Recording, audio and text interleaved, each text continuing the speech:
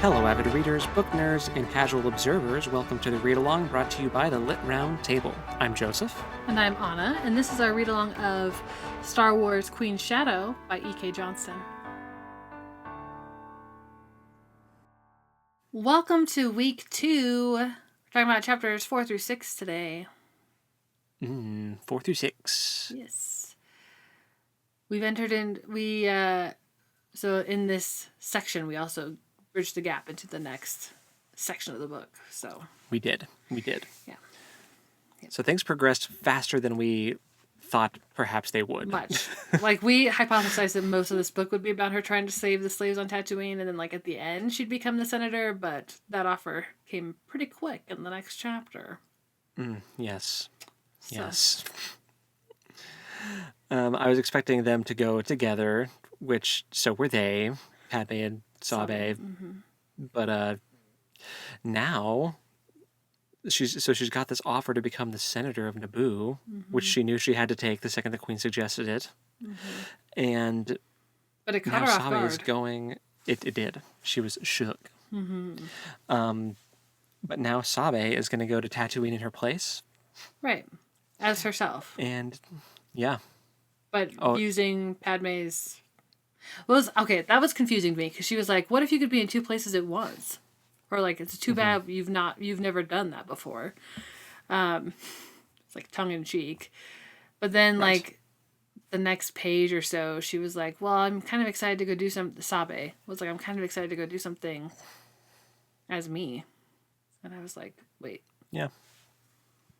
So she's working for Padme still, but like, Right. she's not pretending to be Padme, is what I think how that is. And she is still going with, like Sabe is going, not with Typho, because he's staying with Padme, right? Or no, are they going together? Typho I thought that and the guy with the eye patch. yes, is the new guy that went with her to Coruscant. Okay, I must have just got it mixed up who he was going with, because I was like, wait, I thought he was going with Tatooine mission, but then he was definitely at the Coruscant one. That's what I thought.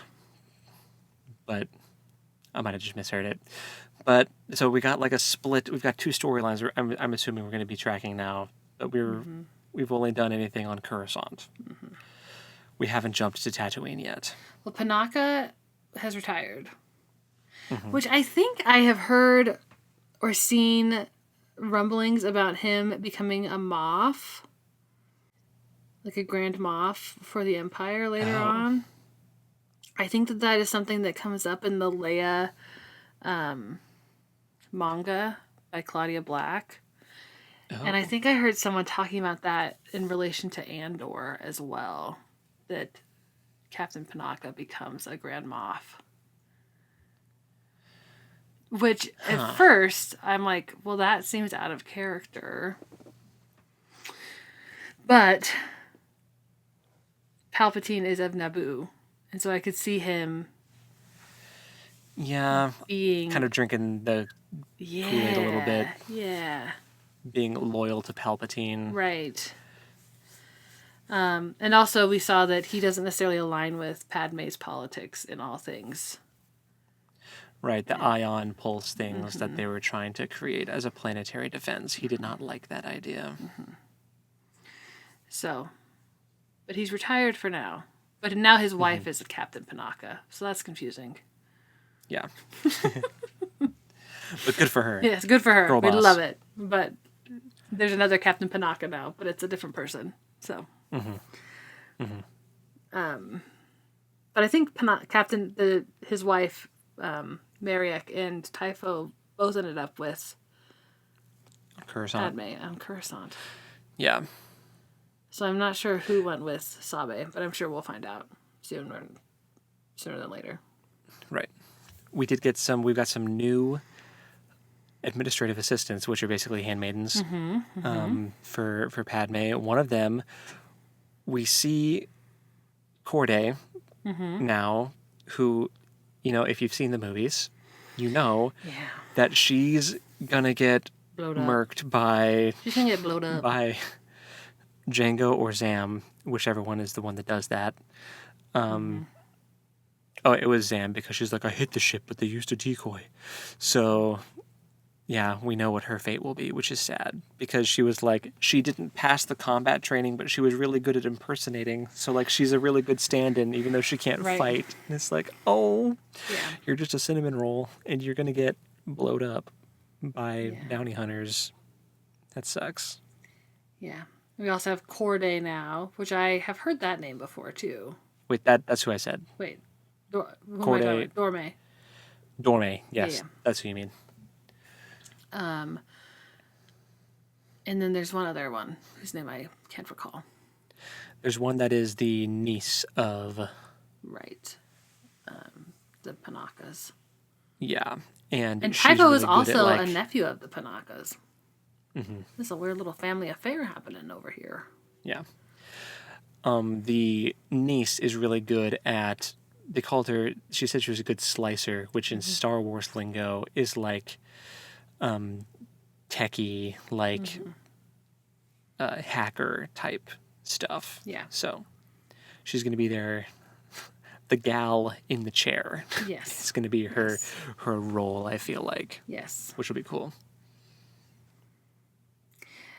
Well, speaking of assassination attempts on halfway successful assassination attempts, we had a not at all successful one right away now. Where the poor droid is malfunctioning and is telling that they have a meeting in the lower levels of the Senate. And then they get there and... Okay, this is suspicious. I don't know if it's just because I've been watching Andor, but Bail Organa is there. And he's like, they're getting ready to demo this area. You shouldn't be here. And they're also suspicious of him. But I'm like, why are you there, Bail? What are you doing, Senator Organa? Are you meeting Luthen? Are you? It's weird because of the timeline. This is before the Clone Wars have even broken out. Well, that's true. Oh my gosh, you're right. Like, this is... Like, there shouldn't be, in my understanding, any kind of, like, rebellious talk unless you're separatists, right? Right. Like... Which Bail maybe he was invited to some separatist like meeting, and he turned them down, and that's why he was leaving alone, because he was like, no, I'm not going to be a separatist. Well, I definitely don't think there was a meeting happening. I think that whoever programmed the droid just wanted Padme to be down there when they started blowing up that part of the building. That's true. Yeah, you're right. But yeah, why he was there is intriguing. But you're right, he doesn't have... Interesting. Unless, well, somebody wants him dead too, and they thought of a way to get him down there. But he is a smart boy and was like, nah. And read the missive about instruction. Yeah. But Padme said that she read the day's notes and there was nothing in there about demolition. Right. So, like, yeah, I feel like they both have targets on their backs, maybe. Yeah. Which... Also, shout out to the... Sorry, go ahead. No. Go ahead. I was going to say shout out to the voice actors for this audiobook, because really? the droid is very funny, because they actually do the glitchy, like... Oh, I love that. The way the droid pronounces the vowels is like...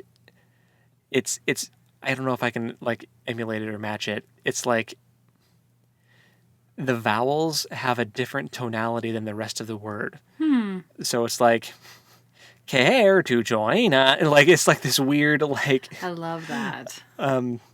You have a meeting in the lower levels of the Senate building. Like, it's just very, like, all over the place. Nice. Like, tonality-wise, like, from happy to serious. And...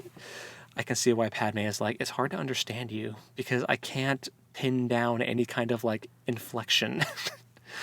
Yeah. It's just so all over the place. Yeah. And it's in the way that it started talking even like more slurred when they got down there. They did that too. So it was very entertaining. The audiobook version was. That's awesome.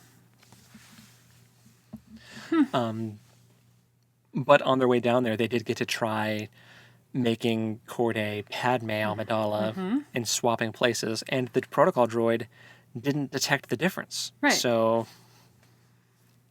she is bodes well. Padme passing, if you will. So Yeah. that's good for them. Right. Right. Ooh, we also got a little bit of Padme's thoughts on the Jedi Temple and the Jedi. I miss Qui-Gon so Oh, much. I know. That was really heartwarming, the part about Qui-Gon. Interesting that she's uneasy about the Jedi in general, though. So. Yeah, I mean, I get it. Yeah. I totally get it. I mean, there was this Qui-Gon guy that like sussed out their little ruse from the get-go. And I mean, he was the main Jedi that she didn't like talk to Obi-Wan really. He was just the Padawan, you know. He was there, but yeah. So I could see her like perception of the Jedi being unsettling. Yeah. For sure. But that was nice that she talked about how she lights an incense stick for Qui-Gon every anniversary year of that fight. No mention of Anakin other than like The necklace. talking about. She did touch the necklace. No name drop of Anakin, but she touches the necklace. Also, and she like no description of the necklace. It's just she's thinking about Tatooine, and then she touches her necklace, and I'm like, it's the necklace. True, it has to be. Yeah. For sure. Okay. Anyway, what were you gonna say? Oh, just that she hasn't like name dropped Anakin. It's just like, I want to go try to free more slaves on Tatooine, but it's almost just like it's obvious that she's not like, to me it seems like she's not thinking back on the time she got to spend with little orphan Annie and you know, with great fondness, you know. Right now I feel like she definitely thinks of him as just like A kid. this little kid that she interacted with and she felt bad for with like his slavery and everything. Which makes sense, because like people he was, tend like, to get 9. frozen in time from like when you last saw them. So you don't, because you're not around them, so they're not aging with you. So I'm sure she is Right. imagining Anakin as that little boy on Tatooine. Yeah, even if he is now like 13 or whatever, almost the same age she was at the time of the Naboo struggle. Right, which is wild. I think she was 14 Yeah. or something. Right, yeah. Like, No, she was also a child. I'm just saying that's Yeah. wild. sorry, this is like all over the place, but I keep like ping, ping, ping, ping. Like I keep on like thinking of rabbit hole things. That stupid news announcer thing at the beginning of the part was so annoying. I was like, what do you mean, puppet queen?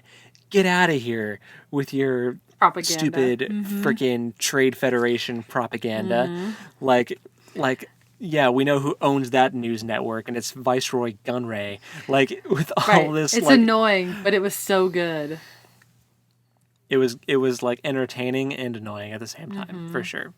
But like the whole, when she put that passionate speech on the Senate floor, which was probably written for her, judging by her age, about the Trade Federation activity on her planet, which was never proven with any like empirical evidence, by the way. And Right. She didn't provide any evidence that it was happening. It was so annoying, Yeah. but it was entertaining, so they did their job. Yeah. Yeah. If it elicited that response, you did your job, you know? For sure. Yeah, I thought the same thing. I was like, wow, we're coming in hot here with the takes on Padme Amidala. But oh, we met her parents. That was very sweet. Very briefly.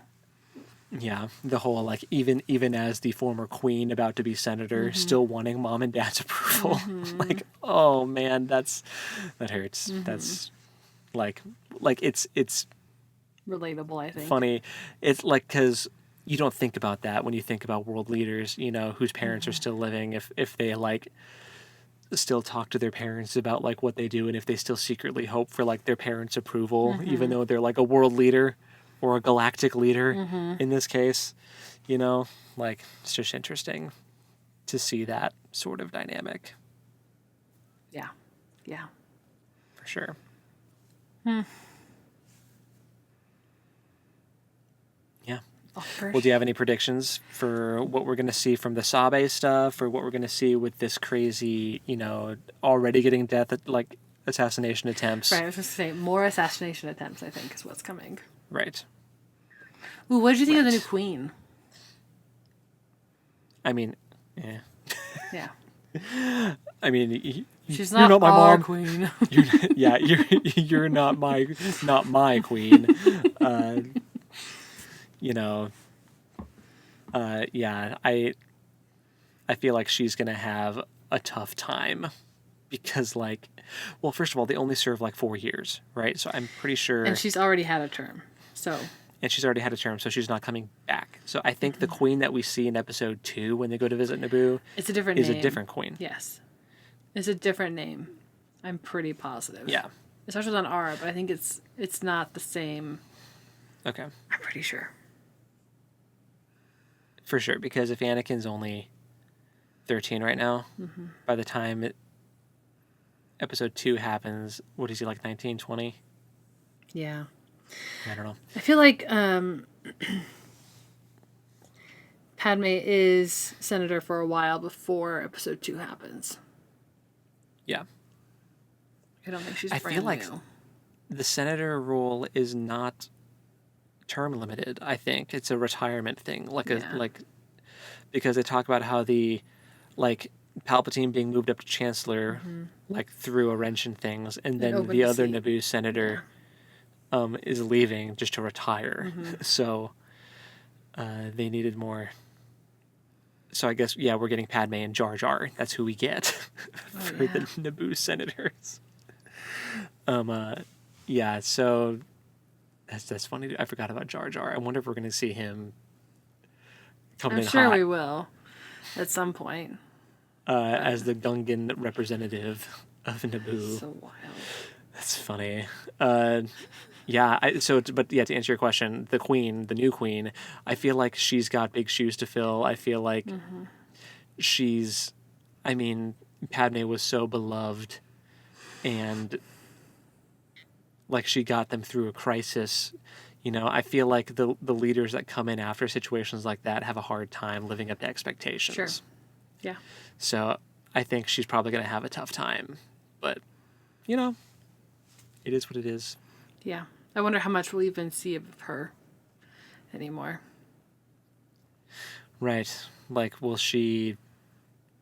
I could almost see her playing a somewhat adversarial role, like on the Naboo planetary level of like Padme will be trying to use her connections and stuff as former queen, and the current queen will like kind of shut that down. Like, no, you're not queen anymore. Like, like if Padme tries to, I don't know, use some like resources, like she tries to requisition some funds to free slaves, and the new queen's like, what's this money going to? No. You know, I could see some dumb bureaucratic stuff like that happening in the future, but we'll see what happens. So on the note of separatists, going back a little bit, are separatists part of the rebellion? I think that's how they see themselves. But you know what I mean? They're like planets that are not satisfied with how the Republic is working, and they're like disgruntled, you know. And some of them are like the Trade Federation, where they're just like scummy corporate robber baron type people who want less oversight and regulation and just want to make more money, and so they're like they don't like the way the Republic is run in that regard. But there might be some other people who are legitimately just because they've talked at length about how long it takes to get anything accomplished in the Senate. You know, I think there's an alternate universe where Padme is so frustrated by the Senate's lack of response with what happened to her planet with the Trade Federation that she could have gone down a kind of separatist path because of that. If the Trade Federation hadn't also become separatists, like Right. she wouldn't want to sit at a table with them. But like, let's say like the Trade Federation was disbanded, or something like that. I could, but basically, I could see her going down that path if different, like if the stars aligned in a different Right, way. right. But they're also being whispered, like their ears are being whispered into by Dooku, who Right. is under Sidious's, Right. direct instructions. So Right. So that's why. Okay. So I was thinking of that and watching Andor season 1, and there's a part where Luthen is talking to. I think he's talking to Saw Gerrera, and he's talking about the Separatists and all these other factions and the rebellion, and how like they're all kind of working together, but not. Like they're working towards a common goal. yeah, And I was like, ooh, that's interesting, considering that Palpatine was like puppeting the Separatist movement, sort of, yeah. against himself. Well, if there are separatists in Andor, I feel like they're different separatists from Right. what we see in Episode 3 because Anakin goes and marks them all on Mustafar. Oh, that's true. Oh, that's true. He totally does. But I think you could see some systems coming up being like, we don't want to be an empire, and like trying to like distance themselves, Yeah. which is, I mean, part of why the Death Star existed, right? Because fear is what will keep the local systems in line now. Right. Fear of this battle station. Right. The Senate has been dissolved. Like when Tarkin comes in and says that there's no more Senate now, it's just complete control by the Emperor, and fear, and the governors will keep their systems in line, and fear of the Death Star will keep people in line also. So Right. Whoa. yeah. Whoa. So like Mon Mothma's epic speech at the end of Andor is like one of the last things that the Senate even Here's hears before it's Crazy. dissolved. crazy. Yeah. Sorry, I know this is an Andor, but like there's like glimpses of these things that are like tying together in my head. So anyway, thank you for humoring me. And I'm curious about what the heck's going to happen with Organa in this Padme story. Like, why was he there? I mean, we know that they end up being friendly. For sure. Yeah. It could be that they just bond over mutual assassination attempts. Yeah. Maybe it's revealed that it was also an attempt on his life because he's a relatively new senator. I think they mentioned that. Yeah, I don't know. But He's younger here than what I'm picturing him as. So I have to they said he's like a. remind myself. They said I think they said he has a powerful voice in the Senate. So maybe Yes. he's objecting to too many things. Maybe. Maybe he's pushing. Maybe the Trade Federation is trying to assassinate him too because he's pushing for like Could be. some kind of disciplinary action to happen. Anyway, yeah, I don't know. So many directions this could go. Yes. I am I'm excited. excited to see. Well, yes, I am. Yeah, sorry. Go ahead. I was going to say I'm excited to see the Sabe stuff when we get to finally Oh, yes. get some of her chapters. Yes. And I was going to say I'm excited to see the relationship between Padme and Bail Organa develop, since he will end up being her daughter's dad. So, Yes. adopted father. I'm going to father your children, but not in the way you think. Right. You are going to die. Sorry. And I I'm will curious adopt your about child. But anyway, Man, Star Wars. Star Wars. Well, what's the next reading? Oh, yeah. So for next time, let me open up my book here. For next time, you read chapters 7 through 8. So just 2 chapters next time. All right, 7 and 8. 7 and 8. Cool. Hopefully we get some juicy Tatooine, That'd be good. Underworld, like, slave trade, Jabba. Yeah, but also, like, I hope I don't spend too long on Tatooine, because we all know how I feel about Tatooine. At least it makes more sense in this context. Yeah. It does make sense. That it's not like they decided to go to a different planet to solve the problem, and guess what? It's also a desert planet. Right. Jakku, get out of here. Right. It almost feels a little racist for only desert planets to be the slave free ones. Right. You know what I mean? The desert planets are the heart of darkness. Mm-hmm. You know? Yeah. It's a little problematic. It is a little problematic. So, anyway, that's a whole other topic. Man, that is a whole other tangent that we could go on. It really is. But I guess until next time, happy reading. And we'll talk at you next time. Later. Bye.